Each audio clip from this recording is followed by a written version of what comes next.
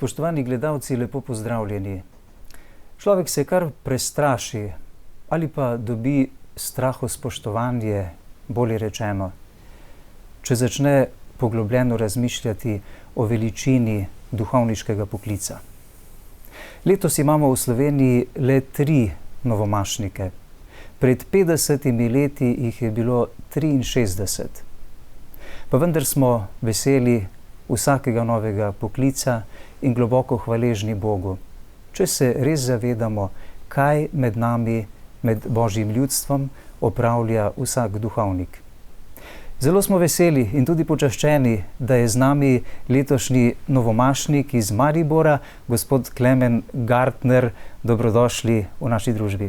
Ja, lep dober dan tudi vam in podobno kot vi sem tudi jaz počaščen, da smem biti v družbi vas in vaših gledalcev.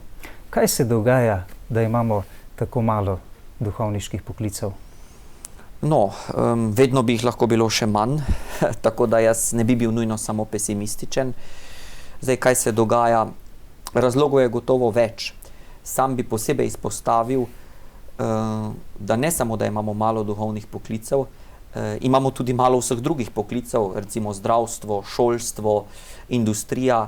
Vse te panoge imajo pomanjkanje poklicev. Pa jaz ne pravim, da so te panoge kakorkoli podobne duhovniškemu poklicu ali da so ti poklici kakorkoli podobni duhovniškemu poklicu, ampak želim s tem pomanjkanjem kadra povedati to, da gre pravzaprav za to, da je naša družba v nekem padcu rodnosti, padcu življenja, bi se to reklo. Vedno manj je v naši družbi življenja, vedno manj je otrok, če povemo zelo odkrito, in to je gotovo tudi eden od razlogov, da je pač potem, če je vedno manj otrok, tudi vedno manj duhovnih poklicev.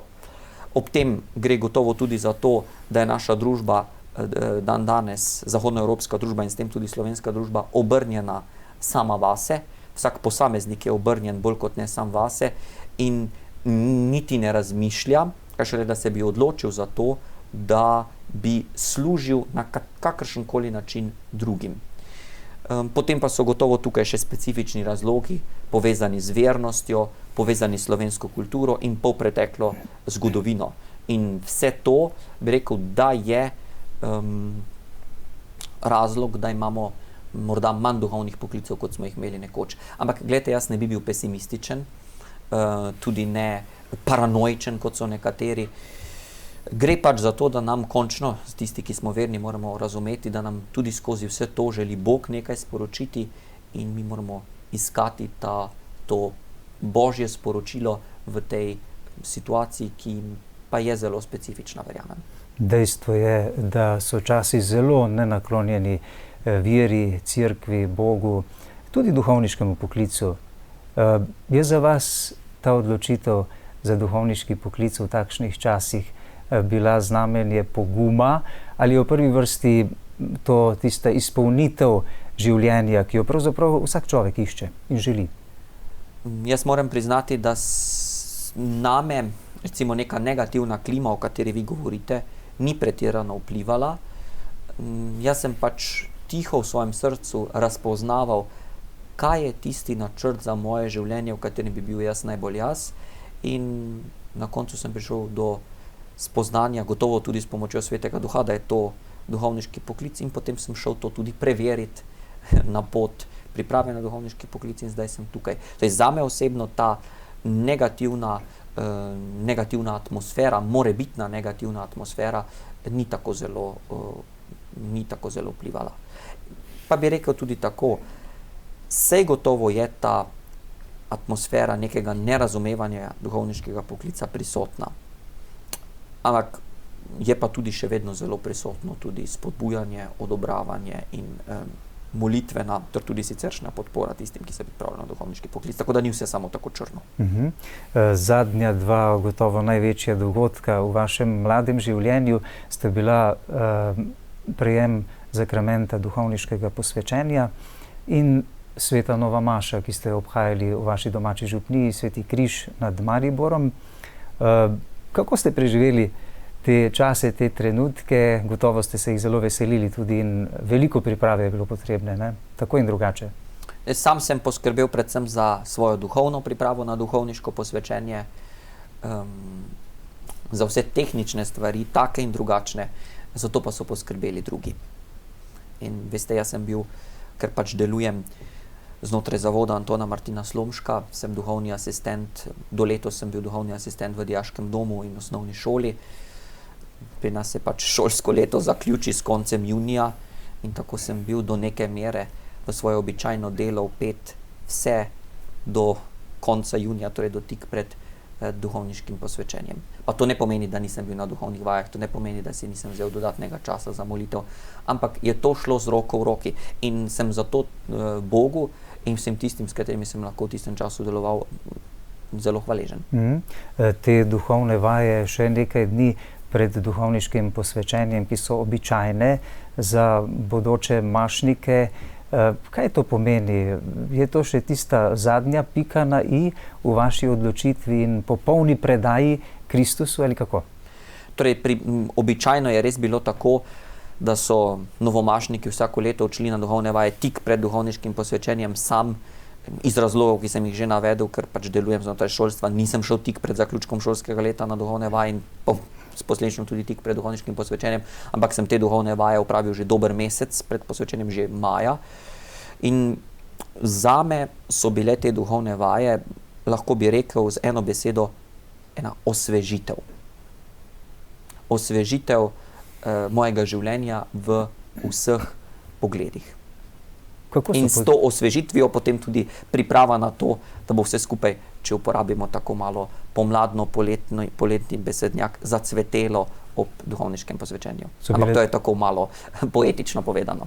So bile to vodene duhovne vaje ali ste, ki v samoti tišini razmišljate, berete ali kako to izgleda?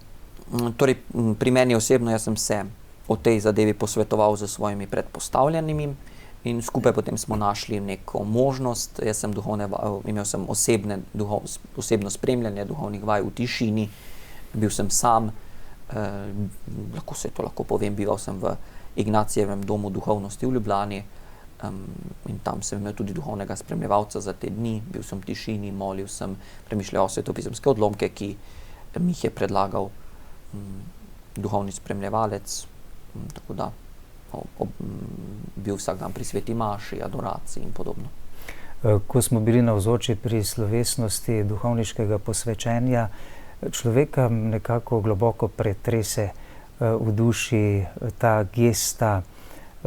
Pravzaprav še zmeraj razmišljam o tem, kaj v resnici pomeni ta gesta, ko bodoči oziroma kandidat za duhovnika leži na obrazu, medtem ko duhovniki in verno ljudstvo molijo litanije vseh svetnikov. To je gesta, ki ne potrebuje besed in ne potrebuje razlage, bi jaz rekel. Potem pa malo nam povejte, kako ste prišli pravzaprav sploh do te vaše misli in odločitve, da postanete duhovnik, kolikor smo uspeli slediti v teh časih pred vašo novo mašo in posvečenjem, ste imeli kar veliko podporo vaše domače družine in tudi domačega okolja. Kako je to zorelo v vas? Ja, veliko o tem sem že povedal v takih in drugačnih intervjujih v katoliških medijih, pa tudi sicer. Zato mi dovolite, da tokrat uporabim nek drug svetopisemski primer in morda z njim nekoliko osvetlim to svojo zgodbo, čeprav se zavedam, da sem sam majhen in šele na začetku svoje poti. Poglejte, vsi poznamo apostola Pavla, vsi poznamo njegova številna pisma raznim cerkvam, ki so del svetega pisma, torej so pravzaprav Božja beseda. In sveti Pavel je svoj poklic zaslišal na zelo dramatičen način, pravzaprav na poti, dobesedno na konju, padel je s konja, za nekaj časa tudi oslepel. Bog se je torej posebej osebno z nadnaravnim znamenjem ozrl nanj. Pa ne želim poudariti to, da se je Bog na tak način ozrl nanj, ampak želim poudariti neko drugo stvar pri apostolu Pavlu. Apostol Pavel je bil, preden je postal dejansko apostol narodov, zelo energičen človek, zelo goreč človek. Tudi svetopismo, apostolska dela poročajo o tem, kako se je zelo zavzemal za idejo judovstva, kako se je zelo zavzemal za to, da bi judovstvo ostalo čisto, pod narekovaji, da bi prevladalo nad nekimi neumnostmi, ki jih širi neka skupina polpismenih ljudi. Preganjal je kristjane, jim dejansko povzročal trpljenje, ampak bil je energičen, bil je sposoben v besedah, bil je sposoben v govoru, bil je tudi taktičen človek. In potem, ko je postal kristjan, ko je postal apostol, je ta njegova gorečnost v besedah, je ta njegova, priznajmo si, tudi taktičnost, če mi poslušamo, kako se je on potem spopadal s tistimi, ki so ga tožili, pa je rekel, ne, z vami pa se ne morem pogovarjati, ker sem le rimski državljan in podobno. Ta njegova taktičnost, ta njegova gorečnost, odločnost je ostala in ne samo, da je ostala, še oplemenitila se je. Postal je dejansko apostol narodov in po 2000 letih nam je vsem še vedno duhovni, pa tudi, oprostite, čisto človeški vzor vztrajanja. In to dejstvo, da tudi potem, ko je Bog Pavla, njega sicer na nadnaravni način poklical in naredil za apostola narodov, je Pavel še vedno ostal Pavel. In sam, ko sem se nekako odločal o tem, kaj bi rad počel v življenju, kaj je moje poslanstvo, kaj je tisto, kar si Bog želi za moje življenje, sem se vedno spraševal, kje bom jaz najbolj jaz, kje se bodo najbolj uresničili moji talenti, kje se bodo najbolj uresničili darovi, ki mi jih je dal Bog, kje se bo najbolj pomnožilo moje veselje. In to je bil potem ključen kriterij, da sem se odločil za duhovništvo. In s tem jaz ostajam in postajam najbolj jaz. S tem, ko bom in skušam seveda vsak dan znova slediti Jezusu Kristusu, s tem se, tako jaz verujem in verjamem, na eni strani plemenitijo darovi, ki jih imam, plemenitijo talenti, ki jih imam, ker jih dajem drugim. Na drugi strani pa hkrati nisem več samo jaz, ampak si želim, da bi bil v mojem imenu, v mojih besedah, v mojih gestah Kristus. Moram pa poudariti, da za razliko od Pavla, ker sem jaz majhen človek, name, seveda, jaz nisem imel nekih nadnaravnih razodetij svojega poklica, ampak majhne vsakdanje reči. Ampak vidite, to sporočilo,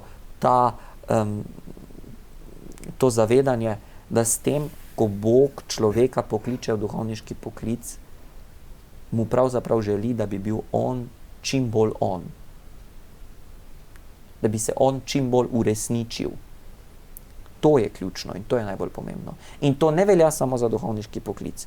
To velja za čisto vsako poklicanost, za čisto vsak načrt življenja, ki ga Bog pripravi za vsakega posameznika posebej. Rekli ste, kaj si Bog želi za moje življenje. Tu velikokrat prihajamo ljudje nekako v konflikt z Božjo voljo, ne? Ja, torej, glede na svojo naravo, ki je bila pač omadeževana od izvirnega greha, je to tudi običajno. In jaz pravim, boj z Bogom ni nujno nekaj slabega. Kako je potekala sveta nova maša? Bogu hvala, kot ste videli, zdaj sem nekaj trenutkov bil v tišini. Vse je brez besed in Bogu in vsem ljudem, ki so to pripravili, neizmerno hvaležen. Ker pri novi sveti maši ne gre za nek, če smem uporabiti, to je ta izraz, kult osebnosti, ampak gre predvsem za cerkev, za vero, za hvaležnost. In v tem duhu smo se te slovesnosti, tega slovesnega bogoslužja tudi lotili. Pri nas so precej značilne te primicije, ne? Vi ste študirali teologijo po filozofiji po Ljubljani, potem 3 leta v Rimu, na Germaniku, ne? Živel sem v Germaniku. To je semenišče, bil sem pa bakalaureat teologije sem opravil na Papeški univerzi Gregoriani. No, kaj so vam povedali vaši kolegi, sošolci, kako so ali bodo praznovali svojo novo mašo? Verjetno ni povsod tako običaj kot je danes. Tradicije so zelo različne. nekje še bolj slovesno in še bolj na veliko in široko, recimo na Hrvaškem. Nekje gre za popolnoma drugačno vzdušje, recimo na Nizozemskem in podobno.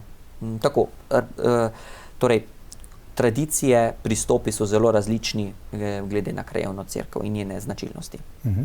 Ne bi vas bilo brez vaših dobrih staršev, ne?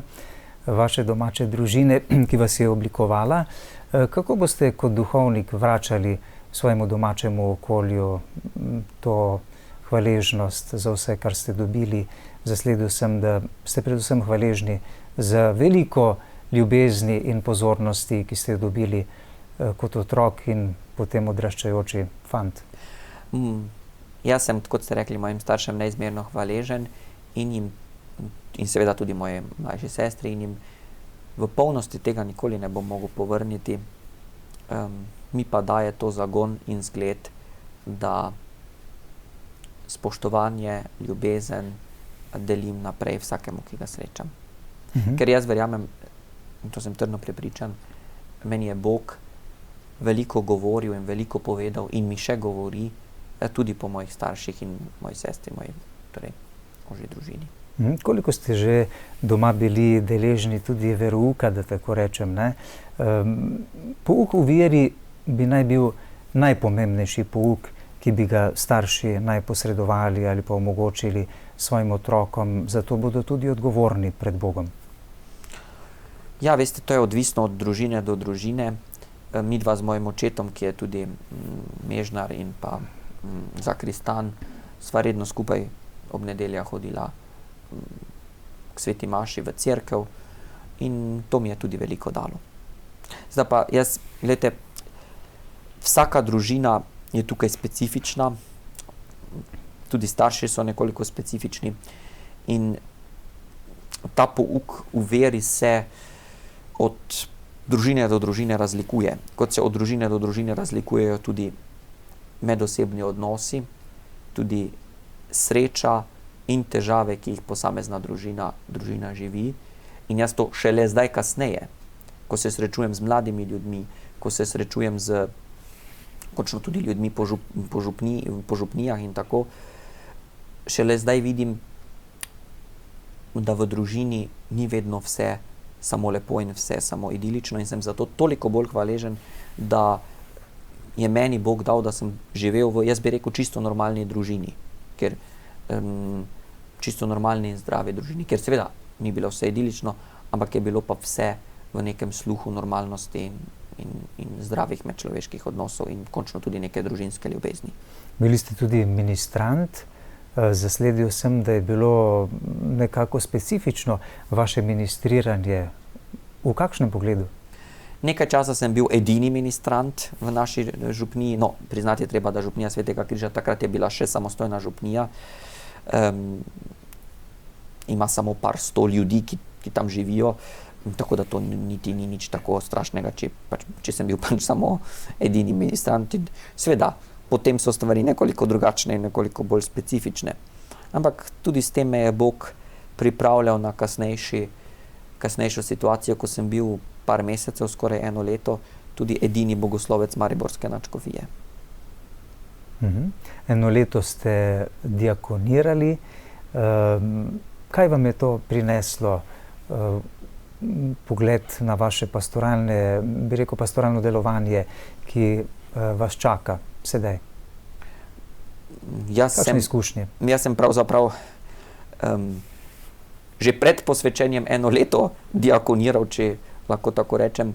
No, to mislim, ja. 2 leti pred duhovniškim posvečenjem, 1 leto pred diakonskim posvečenjem sem nekako bil na tako imenovani pastoralni praksi, kot temu rečejo vzgojitelji v semeniščih.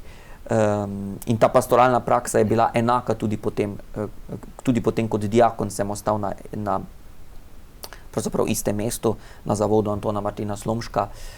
Je pa res, da sem potem kot diakon med vikendom obiskoval tudi župnijo Pobrežje in bil tam potem nekoliko bolj prisoten tudi pri bogoslužju in pri recimo oznanjevanju, pri pridiganju in tako. in z tega vidika je bilo morda diakonsko leto nekoliko drugačno od tistega leta predtem. Sta bili pa te obe zadnji leti pred duhovniškim posvečenjem, ko nisem bil več v semenišču, zelo, zelo bogati, zelo drugačni in sta me nepovratno zaznamovali. Rekel bi celo, da sta rešili moj duhovni poklic. Je duhovnik tisti, ki je tudi človek kariere, dokazovanja, uveljavljanja, uspeha, morda tudi napredovanja znotraj cerkve? Ali je to v resnici zgolj služenje Bogu in ljudem? Spoštovani gospod, zdaj bom zelo direkten in tako morda to, kar bom rekel, skoraj ne bo za na televizijo. Po nekem čudnem spletu okoliščin sem samo par mesecev, ampak vseeno delal tudi v popolnoma nekrščanskem okolju nekega slovenskega podjetja. V pisarni sem tam sedel, pa tudi kaj naredil, ne samo sedel. In eno stvar vam povem. Kdor si želi kariere, kdor si želi financ, kdor si želi ugleda, kdor si želi vsesplošnega napredovanja, tistemu bi svetoval, da se naj poda v Sloveniji v kaj drugega in nikakor ne v duhovniški ali redovniški poklic. Kajti pri nas, v naši domovini, je duhovniški poklic v tako specifičnem položaju, da slovenskim duhovnikom ostane res samo Kristus. Se ne pravim, da drugi po svetu duhovniki nimajo Kristusa, ampak mi pa smo dejansko resnično, mi imamo pa samo Kristusa. Ne? Ja. Nimamo niti družbenega ugleda in neke splošne družbene veljave, kot recimo na Hrvaškem. Nedavno sem obiskal Hrvaško v sklopu neke službene zadeve in tam je atmosfera čisto drugačna.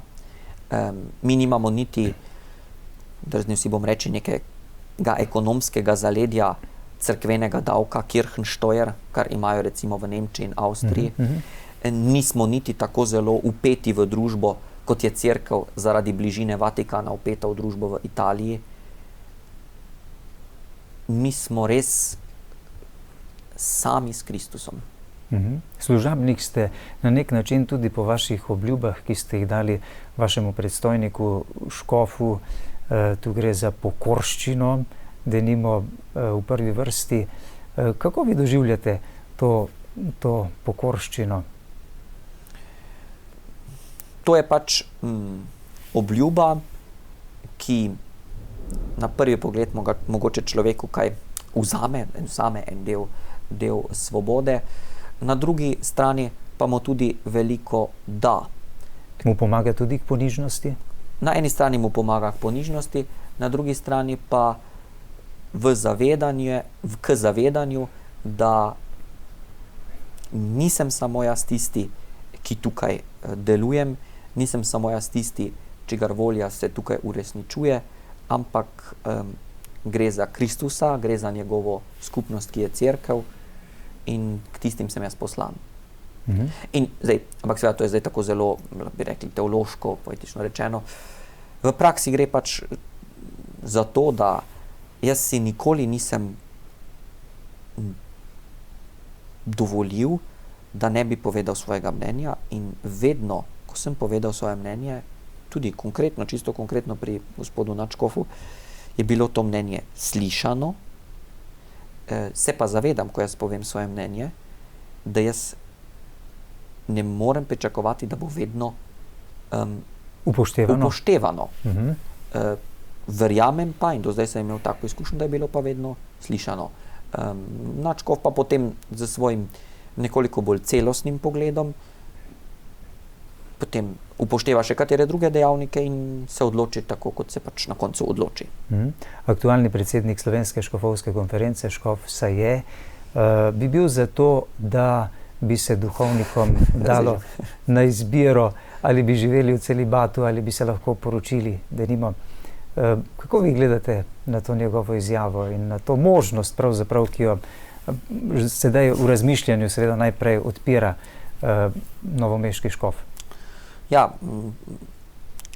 samo po sebi se mi ta razprava oziroma ta njegova, bi rekli, pravzaprav medijska napoved niti ne zdi nekaj slabega. Kajti take odločne medijske napovedi, take odločne izjave nas vse spodbujajo k razmisleku in k iskanju argumentov, tudi k nekemu duhovnemu razločevanju, če tako rečemo. In tudi mene osebno je recimo ta njegova izjava in določeni članki, ki so nastali v povezavi z to njegovo izjavo, spodbudila k razmisleku o celibatu. Pa ne pravim, da predtem nisem o tem razmišljal, seveda, če sem se na to pripravljal, ampak tako, na en nov način. In jaz ocenjujem kot nekaj dobrega, da imamo znotraj cerkve kulturo, da se lahko tudi o takih stvareh spoštljivo in odkrito pogovorimo.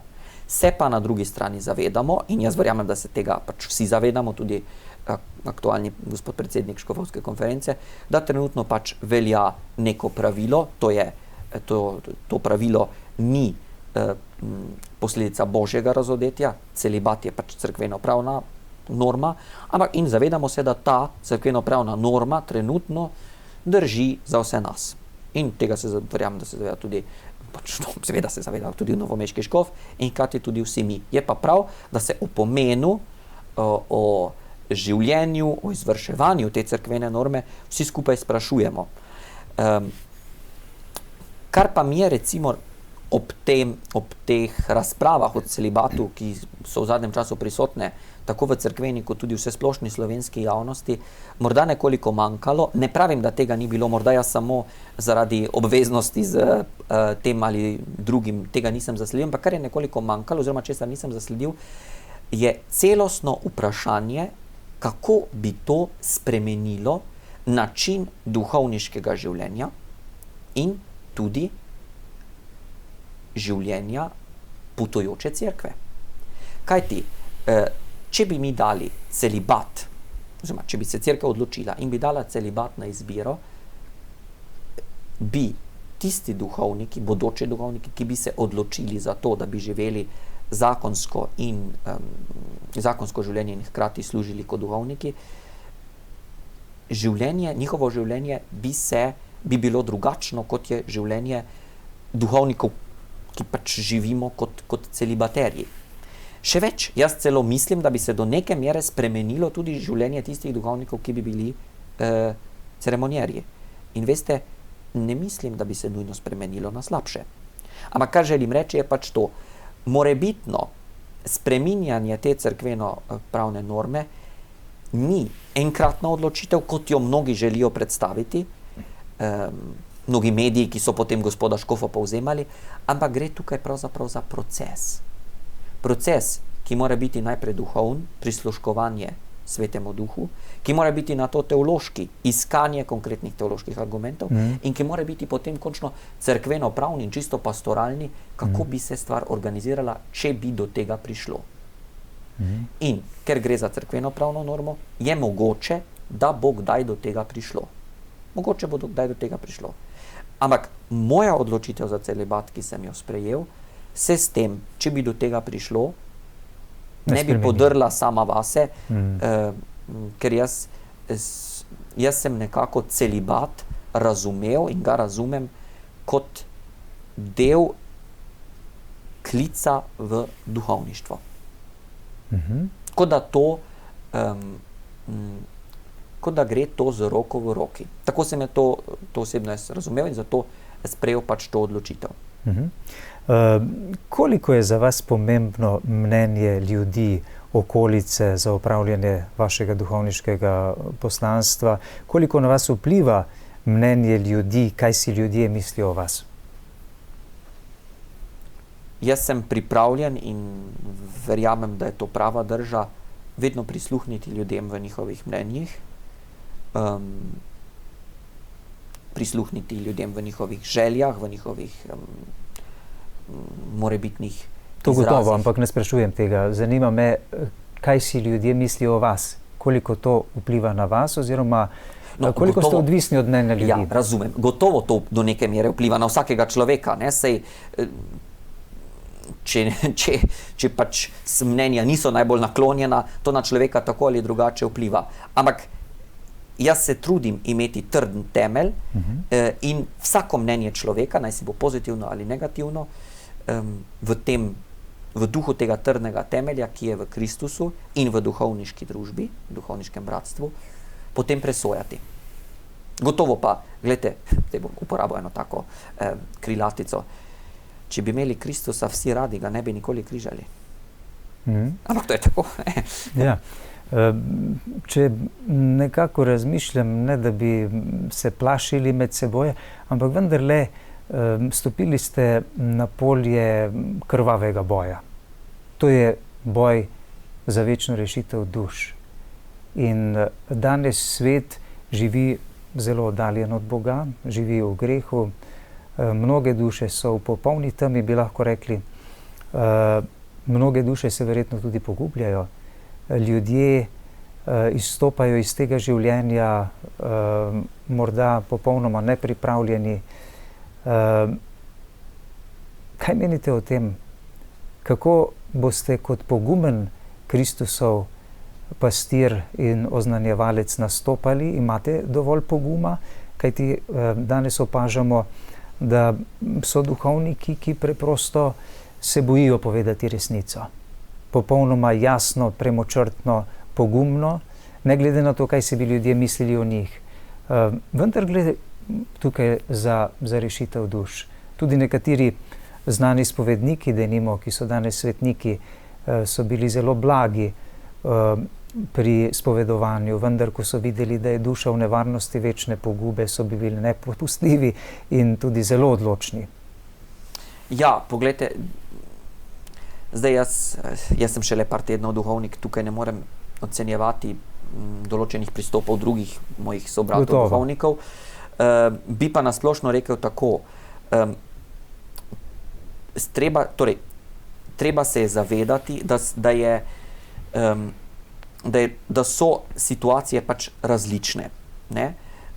Zdaj, nek nov župnik, recimo, primer, nek nov župnik pride na župnijo in psalm poje vsako nedeljo nek gospod, ki nima nobenega posluha. Jaz mislim, da bi bilo tudi za njegovo večno življenje tega, ki to prepeva, slabo, če bi ga novo imenovani župnik že prvo nedeljo nazjal, da ni sposoben prepevati.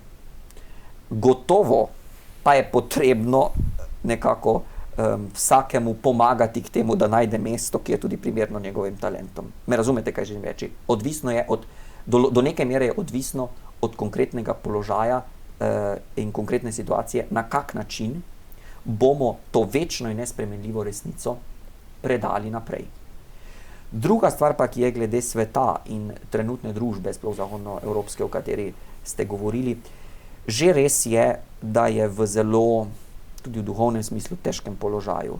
Ampak mene navdaja upanje, da ljudje vseeno iščejo Boga, iščejo nekaj, oni govorijo nekaj, ne nujno nekoga, nekaj, kar je nad njimi.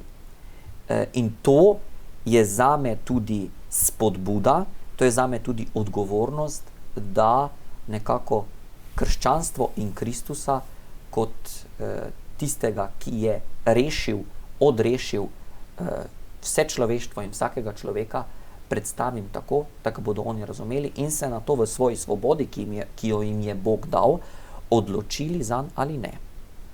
Kako doživljate današnje mlade? Prej ste omenili, da ste duhovni asistent v zavodu Antona Martina Slomška v Mariboru že 2 leti. Vernost med mladimi ljudmi upada. Kako ste jih vi doživeli v tem času? Jaz mislim, da so mladi, generacije, ki zdaj prihajajo, morda res v splošnem procentualnem pomenu manj verne. Torej, manj je mladih, ki bi bili verni. Ampak tisti mladi, ki pa so verni, in to potrjujejo tudi čisto laične raziskave, recimo raziskava Mladina 2020, tisti mladi, ki pa so verni, pa so res osebno verni.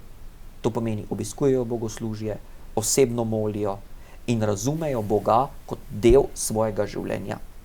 Kot del svojega življenja, ki je odločujoč, ki je luč za osvetljevanje vsega ostalega življenja. In zato jaz v splošnem pomenu besede, kar se mladih tiče, nisem tako zelo v skrbeh, tudi nisem tako zelo pesimističen. Čeprav pa se je treba na drugi strani zavedati, da številne institucije sodobne družbe, tudi sodobne slovenske družbe, mladim pri razvoju neke zdrave osebne identitete, pri razvoju kompetenc za njihovo življenje, nujno ne pomagajo. Oziroma ne pomagajo dovolj. In z besedo institucije imam med drugim v mislih tudi šolstvo.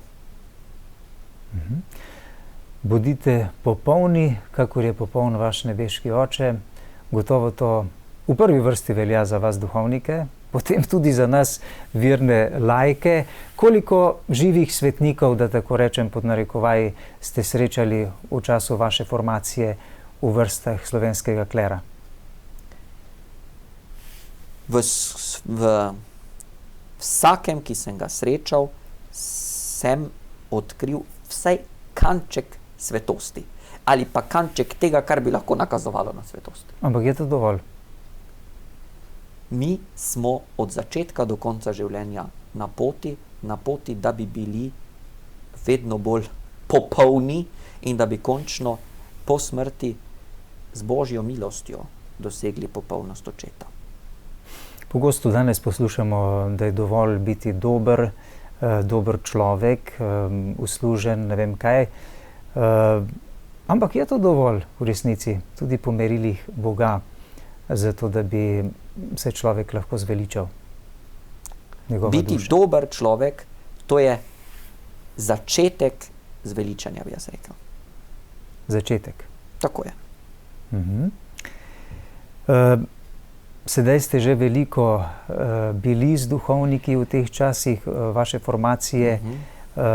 Ko ste bili posvečeni v duhovnika, ste postali tudi del njihove skupnosti. Pa me zanima, ali ste duhovniki med seboj iskreni? Ali si pomagate med seboj, se podpirate med seboj, ste sočutni drug do drugega? Kaj ste spoznali? Jaz skušam biti z vsakim iskren. In to iskrenost včasih obrnem tudi na kakšno šalo. In do zdaj nisem imel slabe izkušnje pri tem. Tako recimo tudi parkrat sem bil prisoten na recimo dekanijskih srečanjih duhovnikov in je bila kakšna tema, kjer so se mnenja nekoliko bolj razgrela, potem sem pa jaz osebno obral pot, da sem to, kar mislim, povedal na nekoliko šaljiv način in so vsi to sprejeli. Kot duhovnik sedaj morate natančno opravljati določene molitve vsak dan.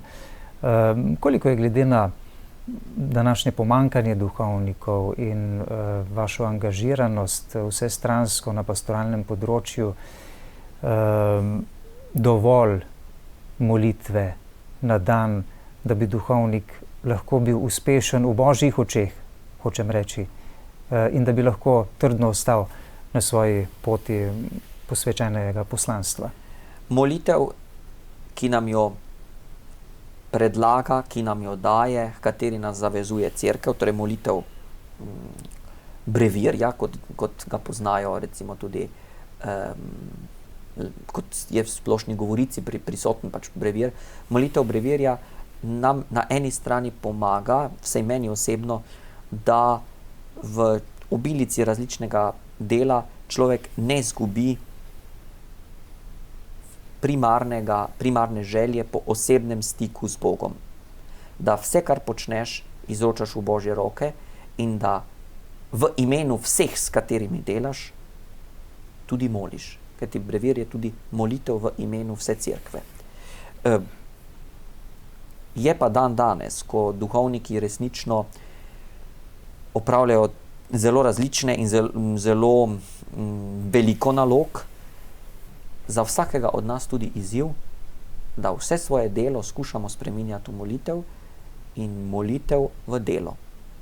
Jaz pač mislim, da je lahko tudi vožnja od ene do druge svete maše v nedeljo, recimo, tudi en izraz molitve. Zasledil sem, da vam je največ dala škofijska gimnazija v Mariboru, več kot vaši lemenati bogoslovja in morda tudi, dobro, teološka fakulteta, ne moremo reči, ampak vendarle veliko vrednost pripisujete temu izobraževanju na škofijski gimnaziji v Mariboru.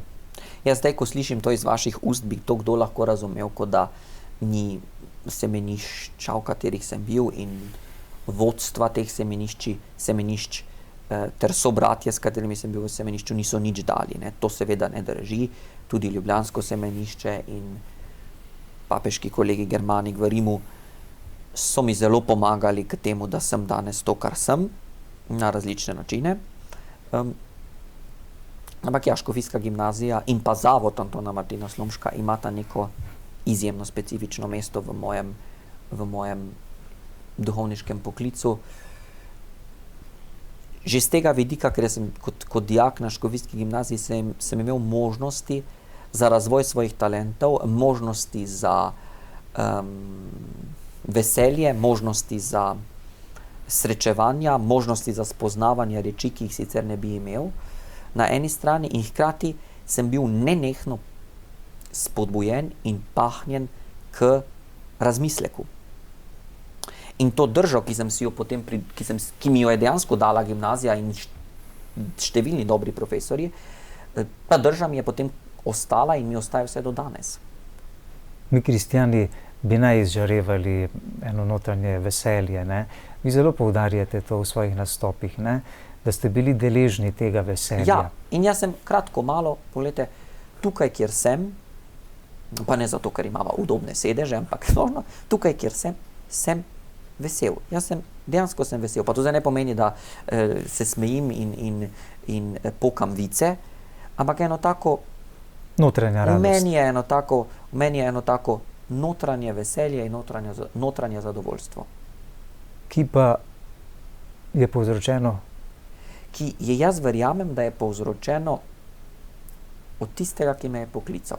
In zato, ker se jaz trudim biti zvest temu klicu, zvest obljubi, ki sem jo dal, verjamem, da mi tisti, ki me je poklical, pomaga in me spodbuja tudi z notranjim veseljem, ki ga vliva v moje srce. Ste tudi zato izbrali to novomašno geslo Ti si milina iz hvalnice svetega Frančiška? To novomašno geslo sem izbral preprosto zato, ker je lepo in ker o Bogu poudari nekaj, kar se večkrat ne poudari tako zelo. Očitno ste to pogosto izkusili, sicer dvomim, da bi izbrali takšno geslo. Ja, to sem izkušal, ampak še preden sem se srečal z to hvalnico Bogu najvišjemu. Namreč s to hvalnico sem se srečal, to je zelo zanimiva zadeva, v dijaškem domu, kjer sem, pripravljam tudi večerna srečanja. In tako sem večkrat pri različnih skupinah to hvalnico uporabil kot večerno molitev. Ampak s tem, da sem zabrisal nekatere besede. Vemo, da sveti Frančišek Asiški v tej hvalnici Boga naslavlja z različnimi lastnostmi. Recimo, ti si milina, ti si moč, ti si ljubezen, ti si upanje in še številne druge. Ti si osvežitev tudi, to je taka poletna, ne? In jaz sem te besede zabrisal, pustil sem samo ti si, ne sem vseh zabrisal, ampak nekatere sem zabrisal, in potem tekste razdelil dijakom in rekel, no zdaj pa vi napišite, kaj si vi mislite, da bi kot križanka spadalo na te črte, kjer sem jaz zabrisal besede. In kako raznolike in lepe lastnosti o Bogu so zapisali. In to mi ni dalo miru, da sem se potem s to hvalnico Bogu najvišjemu začel ukvarjati, da sem jo začel tudi sam osebno moliti, ker ta hvalnica je v prvi stvari res hvalnica, hvali Boga. Ga ne prosi toliko, ampak ga preprosto hvali. In potem je od vseh teh številnih lepih in dobrih izrazov, ti si, Milina, najbolj padlo na srce. Kaj storite, kako reagirate, če v kakšni pomembni stvari ne uspete? Potem sem malo usedem, pa najprej malo globoko diham, da ne bi izbruhnil, ker sem take narave, da včasih zelo odločno skušam povedati kakšno stvar, včasih celo preodločno. Potem, ko malo, ko pridobim nekaj distance do te zadeve, pa najprej svojim razumom pogledam na to, kaj se je pravzaprav zgodilo. In potem, ko imam do vse zadeve neko distanco, ko pogledam na to zadevo z nekim racionalnim premislekom, skušam to stvar izročiti tudi v molitev.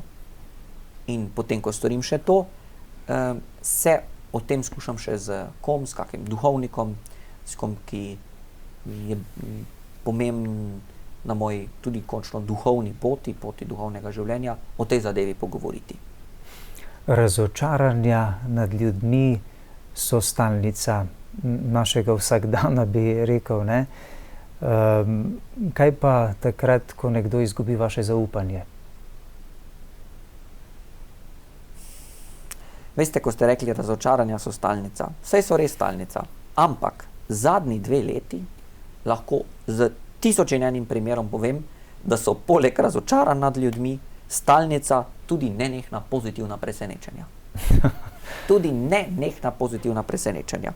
Resno. No, lepo, da vse obračate nekako v pozitivno, v dobro, v svetlo. Čisto pa res. Poglejte, vam bom zdaj povedal en konkreten primer, ne, ker tako. Jaz se čisto prostovoljno, tega mi na zavodu niso dali kot del mojih nalog, ker to ni moja naloga, ampak čisto prostovoljno kakemu dijaku, dijakini pomagam pri kaki učni snovi. In tako sva z nekim dijakom se pripravljala na to, da bo moral popraviti neko negativno oceno, ki je bila zadnja ocena v letu, če mu tukaj spodleti, sledi popravni izpit. In 2 dni pred dnevom D je bilo katastrofično, ne. In priznam, da sem potem nekako zelo ostro rekel, pa daj spravi že nekaj iz sebe pri ljubem Bogu, ne pa samo, da tukaj mučkaš, tako po štajersko sem mu to povedal, ne. In seveda, to sem rekel tudi bolj zelo odločno in tako, da se je ta ubogi dijak čisto prestrašil in mi potem čisto prestrašen nazaj rekel, ja, ampak jaz sem prišel sem k vam, da bi vi meni pomagali, da jaz ne bi več mučkal.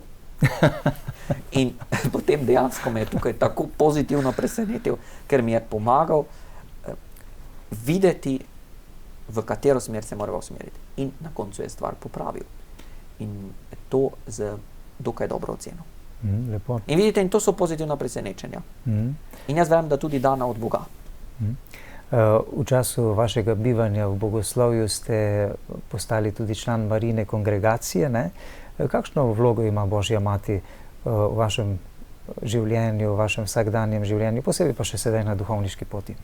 Marija je tista, ki nam, in tudi meni osebno, najbolj kaže, kako slediti Jezusu Kristusu. In to kaže meni kot duhovniku, in to kaže vam kot televizijskemu voditelju, in to kaže branjevki na tržnici in vsem, ki verujemo v Jezusa Kristusa in se imenujemo katoličani. Nad športom niste najbolj navdušeni ali kako?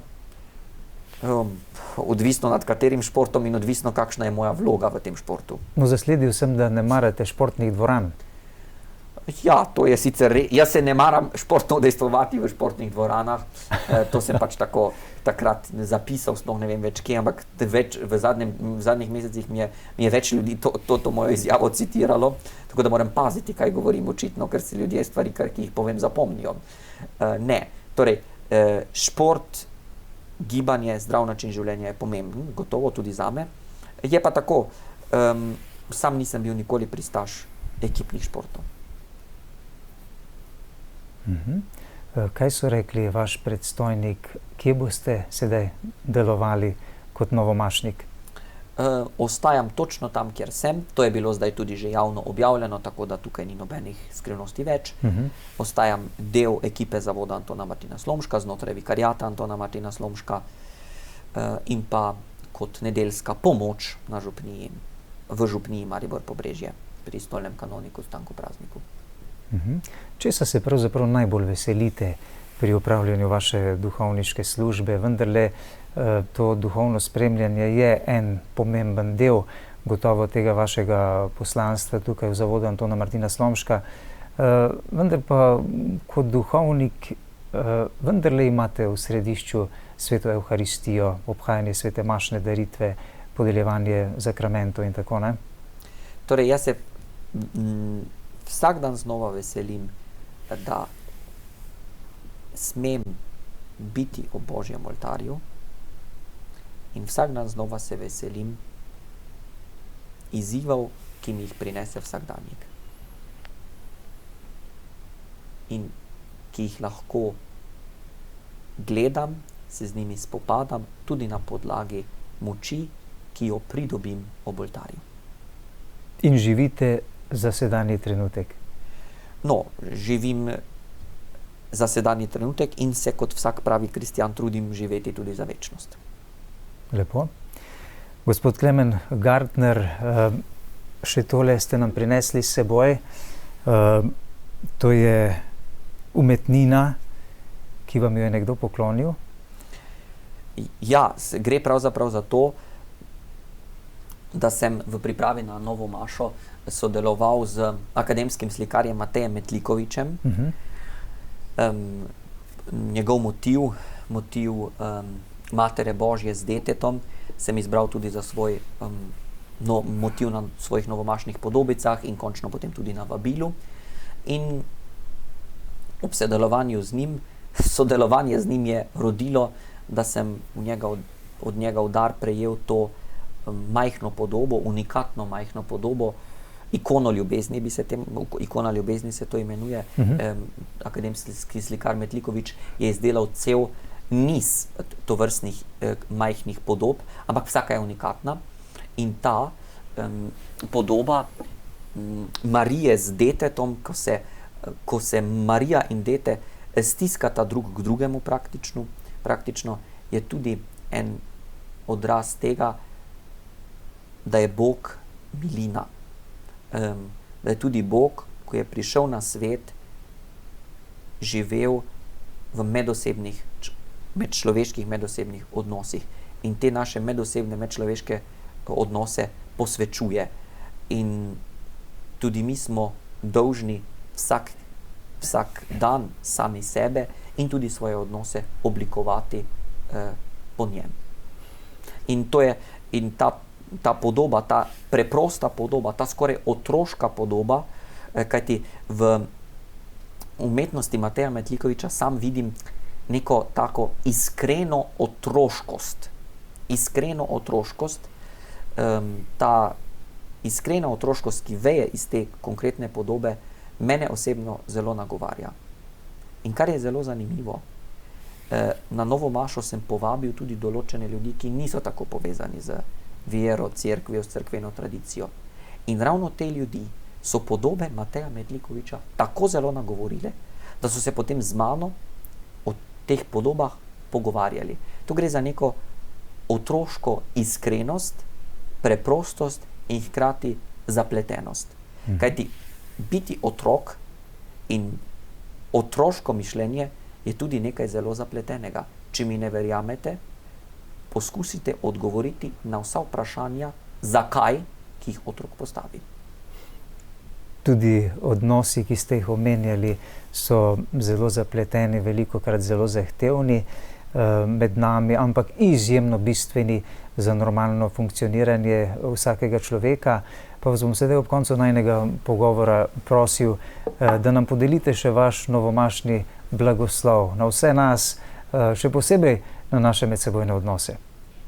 Ja, novomašni blagoslov bom seveda z velikim veseljem in v hvaležnosti Božji milosti za to, da sem duhovnik podelil.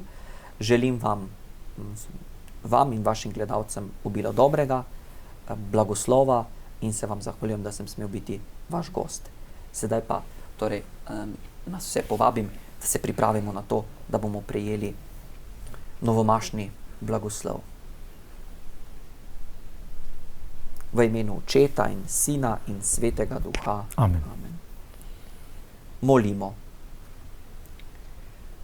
O Bog, ki si z milostjo Svetega Duha srcem svojih vernih vlil darove ljubezni, daj mojim bratom in sestram, ki zanje prosim tvojega usmiljenja, dušno in telesno zdravje, da te bodo s vso močjo ljubili in to, kar je tebi všeč, s vso ljubeznijo vršili.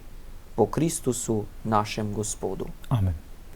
Blagoslov vsemogočnega Boga, Očeta in Sina in Svetega Duha, naj pride na vas in naj na vas vedno ostane. Amen. In najlepša hvala, gospod Klemen Gartner, da ste bili naš gost. V tem pogovoru smo vas delno že spoznali, ne? Gotovo bo v prihodnje še več priložnosti, da se boste pojavili kaj na programu Slovenske katoliške televizije. Seveda, bilo mi je v veliko veselje, tako da če me povabite, spet pridem. Uspešno in blagoslovljeno delo vam želimo. Hvala, tudi vam. Hvala tudi vam, drage gledalke in gledalci, za pozornost.